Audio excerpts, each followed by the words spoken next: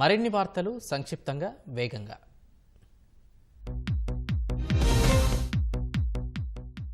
గన్నవరం అంతర్జాతీయ విమానాశ్రయంలో కొత్త టెర్మినల్ పనులను కేంద్ర మంత్రి రామ్మోహన్ నాయుడు, ఎంపీ కేశినేని చిన్ని పరిశీలించారు. జూన్లోగా పనులు పూర్తయ్యేలా చూడాలని రామ్మోహన్ నాయుడు నిర్దేశించారు.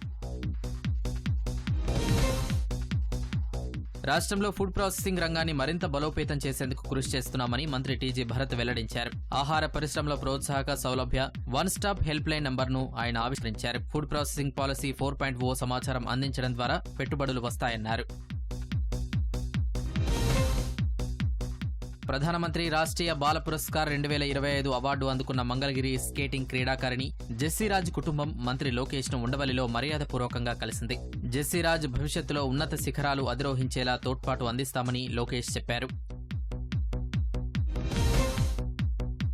పల్నాడు జిల్లా వినుకొండ ప్రభుత్వ ఆసుపత్రిలో ఒమేగా ఆసుపత్రి సౌజన్యంతో క్యాన్సర్ స్క్రీనింగ్ క్యాంపు నిర్వహించారు. ఈ కార్యక్రమాన్ని ప్రభుత్వ చీఫ్ విప్ జీవి ఆంజనేయులు ప్రారంభించారు. నోటి, గర్భాశయ, బ్రెస్ట్ క్యాన్సర్ పరీక్షల కోసం మహిళలు పెద్ద ఎత్తున తరలివచ్చారు. రాష్ట్రంలో బీజేపీ సంస్థాగతంగా బలోపేతం కావడానికి పార్టీ శ్రేణులు శక్తివంచన లేకుండా పనిచేయాలని మాజీ సీఎం కిరణ్ కుమార్ రెడ్డి కోరారు. అన్నమయ్య జిల్లా మదనపల్లె బీజేపీ మండల కన్వీనర్ల సమావేశంలో పాల్గొన్న ఆయన కార్యకర్తలు కూటమి ధర్మం పాటించాలని సూచించారు. ప్రభుత్వ ప్రధాన కార్యదర్శిగా విజయానంద్కు అవకాశం ఇవ్వడంపై ఆయన స్వగ్రామమైన వైఎస్సార్ జిల్లా ఎస్ ఉప్పలపాడు వాసులు సంబరాలు చేసుకున్నారు. ర్యాలీగా వెళ్లి గ్రామ సచివాలయ ఆవరణలో మొక్కలు నాటారు. విజయానంద్ తమ గ్రామాన్ని దత్తత తీసుకుని అభివృద్ధి చేశారని గుర్తు చేసుకున్నారు. వైఎస్సార్ జిల్లా ప్రొద్దుటూరులోని ఓ గోదాంలో అక్రమంగా నిల్వ ఉంచిన రేషన్ బియ్యాన్ని అధికారులు పట్టుకున్నారు. తాళాలు పగలగొట్టి గోదాములోకి వెళ్లి 184 బస్తాల బియ్యం ఉన్నట్లు గుర్తించారు.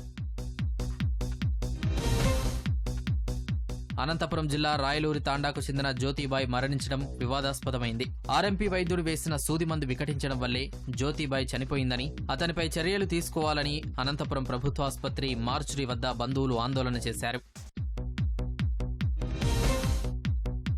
కృష్ణా జిల్లా మంటాడలో ఆర్టీసీ బస్సుకు పెను ప్రమాదం తప్పింది. కాళేశ్వరరావు మార్కెట్ నుంచి గుడ్లవల్లేరుకు వెళ్తున్న బస్సు ఇంజన్ నుంచి పొగలు వచ్చాయి. డ్రైవర్ అప్రమత్తతో బస్సులోని ప్రయాణికులు కిందకు దిగారు. ఇంజన్ వైరింగ్ షార్ట్ సర్క్యూట్ వల్లే పొగలు వచ్చినట్లు డ్రైవర్ వెల్లడించారు.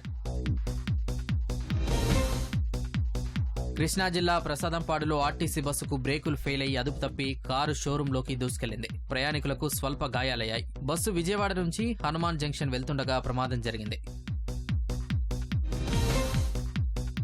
శ్రీ సత్యసాయి జిల్లా ధర్మవరం సుదర్శన్ కూడలి వద్ద డివైడర్ల మధ్యన విద్యుత్ దీపాల కోసం ఏర్పాటు చేసిన స్తంభాలు పడిపోయాయి. భారీ వాహనం కరెంటు తీగలకు తగలడంతో 3 స్తంభాలు ఒక్కసారిగా విరిగిపడ్డాయి. వెంటనే విద్యుత్ సరఫరా ఆపడంతో ప్రమాదం తప్పింది. దెందులూరు ఎమ్మెల్యే చింతమనేని ప్రభాకర్ పుట్టినరోజు వేడుకలు ఘనంగా జరిగాయి. ఏలూరు శివారు దుగ్గిరాలలోని ఆయన నివాసానికి కార్యకర్తలు భారీగా వచ్చారు. పుష్పగుచ్చాలు, శాలువాలతో చింతమనేనిని సత్కరించి శుభాకాంక్షలు తెలిపారు.